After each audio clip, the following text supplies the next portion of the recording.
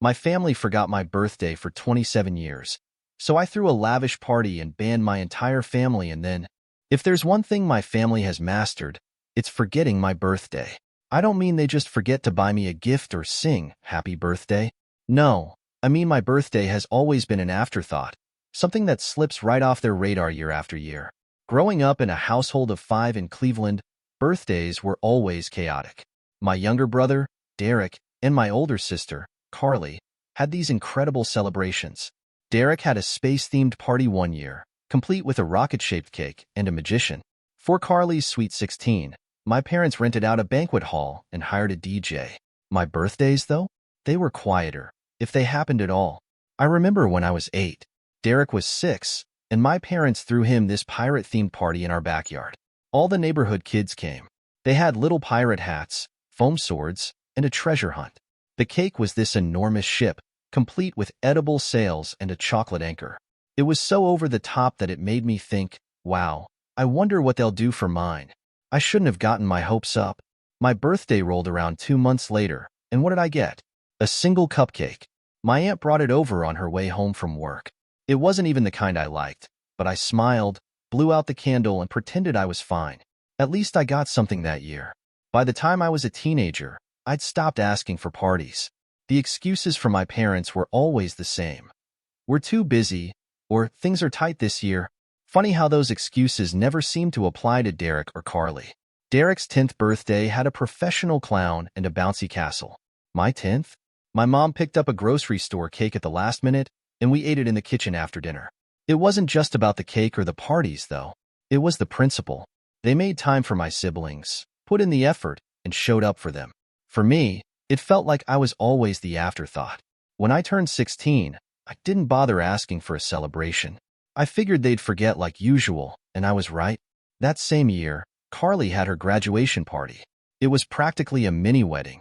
There were catered appetizers, a live band, and dozens of relatives I hadn't seen in years. She wore this beautiful dress, and everyone was taking photos. I helped set up for the party, not that anyone noticed. My 18th birthday came and went in silence. My parents were too busy with work to even acknowledge it. That same weekend, though, my dad drove Derek to a basketball tournament 3 hours away. I sat at home scrolling through my phone, pretending it didn't bother me.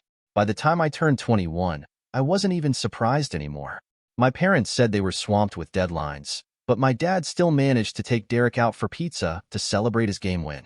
I sat at home alone that night. No card, no cake, not even a text. Last year, when I turned 27, I decided to give them one last chance. I started dropping hints weeks in advance. I reminded them outright. Don't forget, I said. It's my birthday in a couple of weeks. My mom even replied, don't worry, Laura. We'll make sure we do something this time. I let myself believe her. For once, I thought, maybe they'll get it right. But when the day came, the house was silent. No calls, no texts, nothing. I spent the evening on my couch, scrolling through social media and pretending I didn't care. Exactly 1 week later, they threw Derek a party. Not just any party, a catered dinner with a custom cake and professional photos. I sat at the table that night, forcing a smile, choking on how invisible I felt. When I brought it up later, my mom waved it off, saying, it's been such a stressful time, Laura. You know we didn't mean to forget. My dad shrugged and said, you're an adult now. Birthdays aren't that big of a deal. Derek laughed and said, maybe next year. That night, I made a decision. I was done. Done waiting for them to care. Done hoping for a miracle. Done pretending their neglect didn't hurt. If they couldn't celebrate me, I'd celebrate myself. That's when the idea hit me. I didn't just want a birthday party. I wanted the kind of birthday I'd always dreamed of. Elegant, extravagant, and unapologetically mine. There was just one rule. No family. No parents to make excuses. No Derek to steal the spotlight. No Carly to roll her eyes and call me dramatic. This time, it was going to be different. I stayed up late that night, scribbling ideas in my notebook. I knew it would take time, effort, and money, but I didn't care. I wanted to plan something unforgettable, something that would remind me and everyone else that I mattered. I decided on a masquerade ball, something mysterious and glamorous, like the kind of parties you see in movies. I started looking at venues the very next day. For the first time in years, I felt excited about my birthday. I wasn't dreading it or bracing for disappointment. I wasn't waiting for someone else to step up. This time, I was taking control. Little did I know, my decision to celebrate myself would stir up more chaos than I could have imagined. Planning my own birthday party felt equal parts thrilling and terrifying. For years, I'd let my family's indifference dictate how I felt about my birthday, how I felt about myself, really. But now, I was finally putting myself first. No waiting for anyone to care. No hoping someone would step in and make me feel special. It was all on me, and for once, that felt empowering. The first step was finding a venue. I wanted something elegant but different from the typical cookie-cutter events my family always threw. After days of searching, I found the perfect place. A loft downtown with high ceilings, exposed brick walls, and enormous windows overlooking the city skyline. It had this modern yet cozy vibe, with catering and DJ services included. It was a little pricey, but I told myself it was worth it. This wasn't just a party, it was a statement. I signed the contract the same day I visited the venue. As I walked out, the excitement hit me like a wave. For the first time, I could picture it. Friends dressed in formal attire, the room glowing with soft lights, music filling the space as everyone danced. It was going to be everything I'd ever wanted and more. Choosing the theme was easy. I'd always been fascinated by masquerade balls, the mystery, the elegance, the over-the-top drama of it all. It was the perfect way to create something unique and unforgettable. The moment I decided, I started scrolling through Pinterest for inspiration. Deep emerald and gold color schemes, custom masks, intricate centerpieces, and a photo backdrop with fairy lights and velvet curtains. Next came the guest list. This part was tricky. I wanted to keep it small, just the people who had been there for me through thick and thin. That meant no family. Not my parents, not Derek, not Carly, not anyone who had consistently made me feel like an afterthought. Instead, I focused on the friends who had supported me over the years. Emma and Rachel, who had been my rock since college. My coworker, Melanie, who always had my back during rough days at work. A few friends from high school who still checked in on me, even when I moved across town. These were the people who cared about me, the ones who actually made an effort. When I sent out the invitations, I felt a small twinge of guilt about not including my family.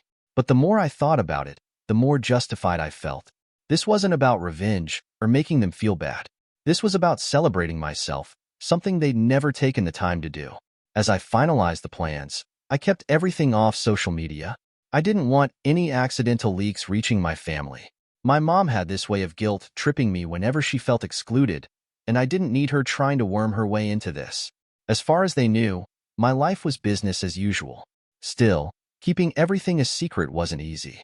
My mom started noticing that I was busier than usual and made a few passive-aggressive comments about how I never have time for family anymore. Derek, on the other hand, was more direct. One evening, while I was at their house for dinner, he hovered over my shoulder as I texted Emma about the cake design. "What's that about?" he asked, trying to peek at my screen. "Work," I lied, slipping my phone into my pocket. He didn't look convinced, but he let it go. The cake, by the way, was shaping up to be a masterpiece. I worked with a bakery that specialized in over-the-top custom designs, and we came up with a 3-tiered creation that perfectly fit the masquerade theme. The bottom layer would have intricate mask designs in gold and black.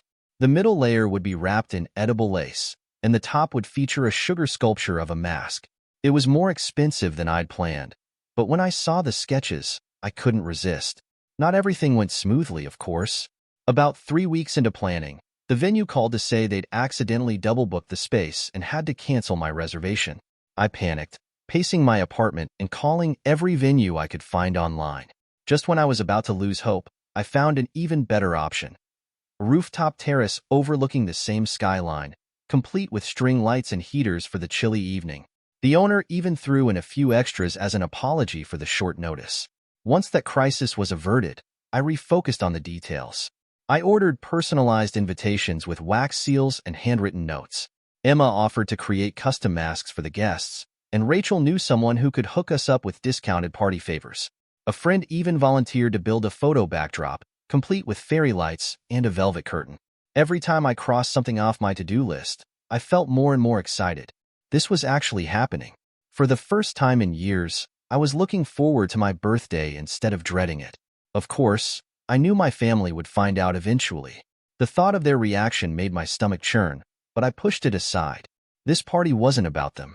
It was about me, and I wasn't going to let their opinions ruin it. As the plans came together, I started dropping vague hints on social media. Nothing specific, just enough to stir curiosity. Posts like, "Something big is coming," and "Save the date for a special night," got tons of comments from friends asking what I was planning. The secrecy only added to the excitement. People couldn't wait to find out what I was up to, and that energy kept me motivated. For once, I felt like I was doing something worth celebrating, and the best part was that it was entirely my own. I even splurged on a dress. I'd never spent more than $50 on an outfit before, but this time, I told myself it was worth it. I found the perfect gown at a boutique I'd only ever window shopped at. A floor-length emerald dress with intricate beadwork that sparkled in the light. It made me feel like royalty the second I put it on. Everything was falling into place. The venue, the decorations, the guest list. It was all coming together better than I'd imagined. For the first time in years, my birthday was going to be something special. The thought of my family finding out still loomed in the back of my mind, but I pushed it aside. This wasn't about them. It was about me, and I was determined to make it unforgettable. As the weeks flew by, the party plans started to feel real. Every detail, from the custom masks to the venue decorations, was coming together. My best friends, Emma and Rachel, were just as invested as I was, which made the whole process even more exciting. Every time we brainstormed ideas or finalized something, I felt a little more confident that this party would be everything I dreamed of. But with every step forward, I couldn't help but feel a tiny knot of anxiety in my stomach. I knew it was only a matter of time before my family found out, and I braced myself for the fallout. The first real test came when the guest list unexpectedly grew. Originally, I had planned for around 30 people, just close friends and coworkers who had been there for me over the years. But as word spread through my friend group, more and more people started asking if they could bring plus ones, or if they could join in on the fun. "Laura, you have to let me come," said Megan, a coworker I wasn't particularly close to, but who had heard about the party through Melanie. "I'll even bring a bottle of champagne." I didn't have the heart to say no. Before I knew it, the list had ballooned to 50 people. The extra cost made me hesitate, but I reminded myself why I was doing this. The more, the merrier, right? The invitations went out the following week. Beautiful, gold-embossed cards with a wax seal and handwritten notes. I poured so much effort into them that each one felt like a little piece of me. I mailed them out with a mix of excitement and nervousness, wondering if everyone would love the event as much as I hoped. While all of this was happening, my family started noticing that I was busier than usual. My mom made a few comments about how I hadn't been visiting as often. "We miss having you around, Laura," she said one evening over the phone. "The family feels incomplete without you here." I wanted to laugh. Where was this energy on all my forgotten birthdays? But I stayed polite and told her work had been hectic. Derek was less subtle. He kept hovering whenever I visited, asking what I was up to and trying to peek at my phone. One evening, I caught him snooping through my texts when I'd left my phone on the kitchen counter. "Derek, what the hell?" I snapped, snatching it back. "Relax," he said, grinning like it was no big deal. "Just curious about what's got you so busy lately." I didn't respond. Instead, I locked my phone and kept it with me at all times after that. Meanwhile, the details of the party were coming together beautifully. The venue's rooftop terrace was the perfect replacement for the loft I'd lost. It wasn't exactly what I'd envisioned, but the string lights and skyline views gave it a magical feel that I knew would wow everyone. Emma and Rachel were lifesavers during this process. Emma took charge of the playlist, curating a mix of upbeat and atmospheric songs that perfectly fit the masquerade vibe. Rachel, ever the creative one, made stunning custom masks for the guests. Each mask was unique, with glittering beads, feathers, and metallic accents. "We're going to look like royalty," Rachel said as she held up a silver and blue mask she just finished. "Royalty with better taste," I replied, laughing. The cake was another highlight. The bakery had been working on it for weeks, and every update they sent me made me more excited. The three-tiered masterpiece was turning out even better than the sketches. The bottom layer featured intricate gold and black mask designs, the middle was wrapped in edible lace, and the top had a stunning sugar sculpture of a mask. But then, just as everything seemed perfect, the the bakery called with bad news. Their lead decorator had fallen ill, and they weren't sure if they could complete the design on time. I panicked, scrambling to find a backup bakery. Thankfully, after a stressful few days, they pulled through and confirmed they'd finished the cake as planned. Not everything went smoothly, though. One day, while finalizing the decorations, a friend accidentally posted an Instagram story from my apartment. It was a harmless picture of some fairy lights and masks we'd been working on, but she tagged me in it. By the time I realized what had happened, the damage was done. My phone was blowing up with notifications, including a string of texts from Derek. "What's this about a party?" he wrote. "Why wasn't I invited?" I ignored him at first, hoping he'd drop it, but he didn't. By lunchtime, he was calling me nonstop. When I finally picked up, he wasted no time demanding answers. "I saw the Instagram post," he said, his voice a mix of curiosity and annoyance. "What are you planning?" "It's a private event," I said calmly, trying to brush him off. "For friends?" he asked. "Not family." "That's right," I replied. Derek was quiet for a moment before his tone shifted. "Mom and Dad aren't going to like this." By the end of the day, my parents were involved. They called me back to back, leaving voicemails that ranged from guilt-ridden to outright angry. When I finally answered, my mom's voice was tight with emotion. "How could you exclude your own family from something like this?" she demanded. "It's not about you," I replied, keeping my voice steady. "This is something I'm doing for myself." My dad chimed in, his tone sharp. "After everything we've done for you, this is how you repay us?" That sentence sent a wave of frustration through me. Everything they'd done for me? Like forgetting every single birthday I'd ever had? Like prioritizing Derek and Carly every chance they got? I wanted to yell, but I kept my cool. "I'm not doing this to hurt you," I said. "I'm doing this because I've spent years feeling invisible in this family, and I'm tired of it." My mom's response was typical. "You're blowing things out of proportion, Laura. We've always done our best." "Your best?" I asked, my voice rising despite myself. "You forgot my 18th, my 21st, and my 27th birthdays. But somehow, Derek gets a rooftop party, Carly gets a DJ and a banquet hall, and I get a grocery store cake, if I'm lucky. So no, this isn't about you. It's about me for once." The call ended with my mom crying and my dad muttering something about me being ungrateful. I hung up, my hands shaking, but also feeling an odd sense of relief. For the first time, I'd stood my ground. No more excuses, no more guilt trips. This was my time, and I wasn't going to let them take it away from me.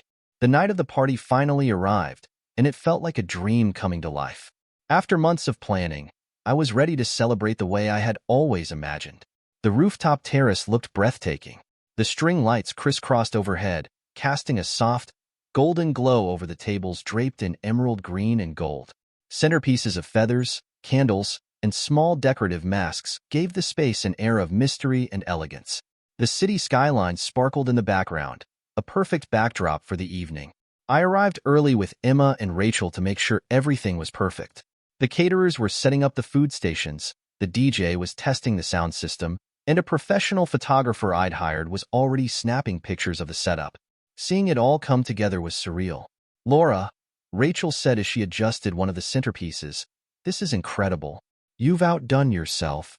I smiled, feeling a mix of pride and disbelief. "I couldn't have done it without you guys."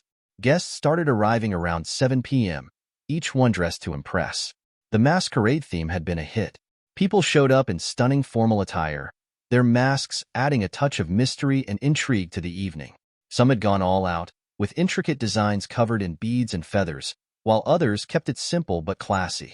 As I stood near the entrance, greeting everyone, I felt a growing sense of joy and validation. These were the people who truly cared about me, who showed up because they wanted to, not out of obligation. By 8 p.m., the rooftop was buzzing with energy. The DJ played a mix of upbeat and elegant tracks, creating the perfect atmosphere. Guests mingled, laughed, and admired the decorations. The photographer floated around, capturing candid moments. One of my co-workers pulled me aside to gush about how beautiful everything was. "Laura, this is the best party I've been to in years," she said. "You really know how to throw an event." Her words meant more than I could say. For so long, I'd felt overlooked and unappreciated, but here I was, surrounded by people who made me feel the opposite. After an hour or so, Emma nudged me and handed me a glass of champagne. "Speech time," she said with a playful grin. I groaned, but she dragged me to the center of the room anyway. The DJ turned down the music, and everyone turned to look at me. My heart raced as I raised my glass. "Thank you all for being here tonight," I began, my voice shaking slightly. "This party means more to me than I can put into words." For years, I let myself believe I didn't matter enough to celebrate. But looking around this room, I realize how wrong I was. You all have shown me that I'm surrounded by love and support, and for that, I'm so grateful. Tonight is about celebration, laughter, and joy, and I couldn't have done it without you. So, cheers to all of us. The room erupted in applause, and as I clinked glasses with the friends closest to me, I felt a warmth I hadn't experienced in years. Just when I thought the night couldn't get any better, Rachel and Emma surprised me with something I hadn't planned: a live band. They had secretly arranged for the band to perform as a gift, and when the first song started, everyone gathered around, cheering and clapping. The band was incredible. Their energy was infectious, and soon the dance floor was packed. Even I couldn't resist joining in. For a moment, it felt like I was in a movie, with everything falling perfectly into place. Then came the cake. The caterers wheeled it out around 9:30 p.m., and there was an audible gasp from the crowd. It was even more stunning than I'd imagined.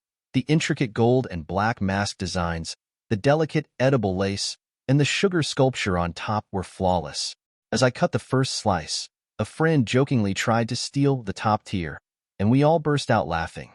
It was such a small moment, but it felt so genuine, so joyful. For the first time, I felt like my birthday was truly being celebrated. But, of course, the night wasn't without its drama. Around 10 p.m., a security guard I'd hired approached me with a serious expression. "Miss Laura, your parents and brother are at the entrance," he said. "They're demanding to be let in." I froze, my heart sinking. I'd known this might happen, but I wasn't fully prepared for it. "What did they say?" "They're insisting they have a right to be here because they're family," he replied. I took a deep breath, steadying myself. "Politely tell them this is a private event, and they're not on the guest list." The guard nodded and left, but minutes later, I could hear the commotion from outside. My mom was yelling, her voice shrill with anger. "Ungrateful. After everything we've done for her, she shuts us out like this." My dad wasn't far behind, shouting about how I was embarrassing the family. Derek, not to be outdone, called me selfish and accused me of tearing the family apart. Inside, a few guests noticed the noise and peeked toward the entrance. I stayed calm, refusing to let them ruin this night for me. I asked the security team to call the building's management, who eventually threatened to involve the police if they didn't leave. After a few more minutes of yelling, they finally stormed off, but not before my mom screamed, "You'll regret this." I stood there for a moment, letting the adrenaline course through me. A friend came up and wrapped me in a hug. "Don't let them ruin this for you," she said softly. "This party is incredible, and so are you." Her words brought me back to the moment. I smiled, thanked her, and headed back to the dance floor. The DJ turned up the music, and the energy in the room quickly returned. The rest of the night was everything I'd hoped it would be. We danced until our feet hurt, posed for photos with the skyline in the background, and shared stories and laughs. A close friend gave me a scrapbook filled with photos and notes from our years of friendship, and another gifted me a custom journal with a quote about self-love on the cover. As the night wound down and guests began saying their goodbyes, I stood on the rooftop, looking out at the city lights. For the first time, I felt at peace. This night wasn't just about my birthday. It was about reclaiming a part of myself I'd lost along the way. No matter what fallout awaited me, I knew one thing for certain. This was the best decision I'd ever made. The morning after the party, my phone was buzzing nonstop. At first, it was notifications from friends sharing photos and videos from the event. Seeing all the posts with captions like "Best Party of the Year" and "Had so much fun at Laura's Masquerade Bash" made me smile. But mixed in with the good were the messages I'd been dreading.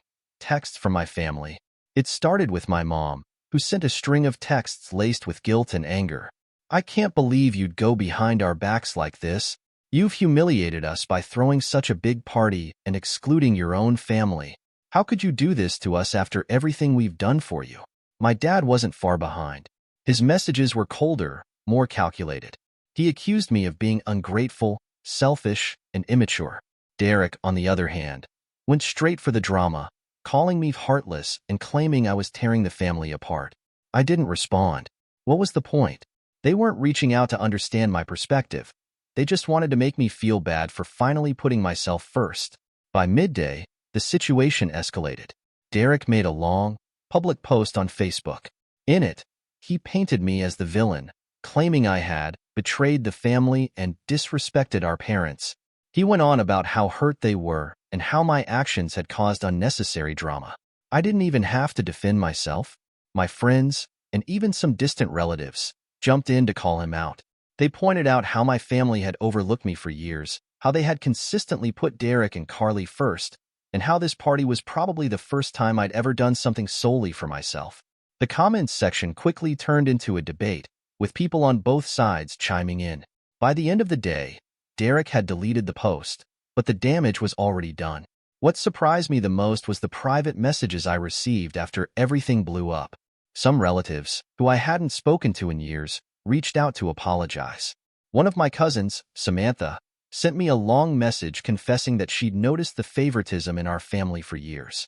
"I always felt like Derek and Carly were the golden children," she wrote. "I can't imagine how hard that must have been for you. I'm proud of you for standing up for yourself." Her words meant more to me than I could express. For so long, I'd felt like I was the only one who noticed the imbalance in our family dynamic. Hearing someone else acknowledge it validated everything I'd been feeling.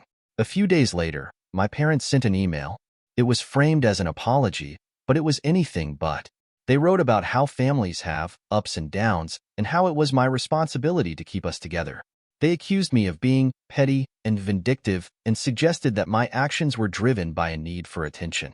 They ended the email with a veiled threat, saying that if I didn't make amends, they might reconsider their emotional and financial support moving forward.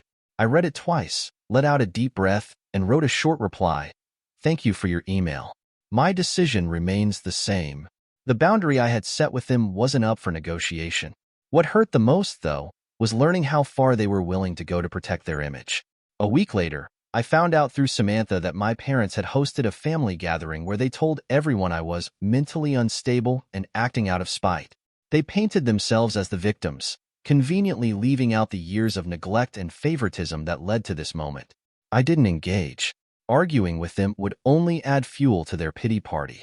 Instead, I focused on the overwhelming support I was receiving from the people who truly mattered. My friends rallied around me, sending messages of encouragement and reminding me that I'd made the right decision. Even at work, colleagues who had attended the party stopped by to tell me how much fun they'd had and how impressed they were by the event.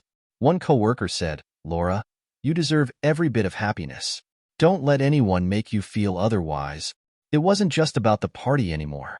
It was about reclaiming my voice, my space, and my worth. About a week after the party, Derek called me out of the blue. For a moment, I thought maybe he was ready to apologize. His tone was calm, almost rehearsed, as he claimed he wanted to clear the air. But as the conversation went on, it became clear that he wasn't apologizing. He was fishing for information. "So, what's your plan now?" he asked casually. "Are you coming to Mom's birthday next month? Hosting anything else soon?" I didn't bite. I gave him vague answers until he let something slip. He mentioned that my parents had been telling relatives I was unstable as a way to justify their actions. Hearing that stung, but it didn't surprise me. Their reputation had always mattered more than their relationship with me. After that call, I realized I needed to cut them off entirely, for my own peace of mind. I muted the family group chat, ignored their emails, and stopped engaging with anyone who tried to drag me into their drama. That same week, while cleaning out my closet, I stumbled across an old diary from my teenage years. Flipping through it, I found an entry about a birthday they'd completely forgotten. I'd written about how I stayed up late, hoping someone would acknowledge the day, only to go to bed feeling invisible. Reading those words brought tears to my eyes, but it also gave me clarity. This wasn't just about one party. It was about years of feeling like I didn't matter. A close friend suggested I write a letter to my parents, not to send, but to process everything I was feeling. So I did. I poured out years of hurt, frustration, and anger onto the page. By the time I finished, I felt lighter. I don't know if my family will ever understand why I did what I did. Maybe they'll keep spinning their version of the story to anyone who will listen. But that's no longer my problem. The party was more than just a celebration of my birthday. It was a turning point. It reminded me that I deserve to be surrounded by people who value me, who show up for me, and who genuinely care. As I move forward, I know there will be more moments like this, more boundaries to set and more choices to make. But for the first time in years, I feel like I'm in control of my own life. And that, more than anything, is worth celebrating.